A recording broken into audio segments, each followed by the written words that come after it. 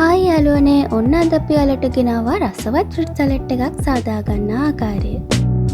අපිට අවශ්‍ය වෙනවා ඇපල්, අඹ, මිදි, අන්නාසි, පේර, කොමඩු.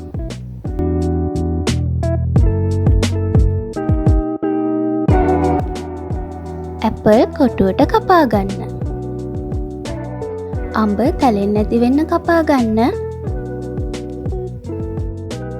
මිදි කපා ගන්නදී අනිත් පළතුරු වලට වඩා හීනියට කපා ගන්නවා නම් මෙතනදි ගොඩක් හොඳයි. අන්නාසි කොටුවට කපා ගන්න. පේර කොටුවට කපා ගන්න.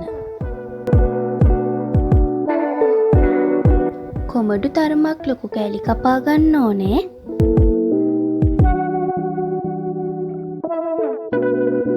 මුලින්ම අපි බෝල් එකට මේ විදියට කපාගත් අඹ ටික දාගන්නවා.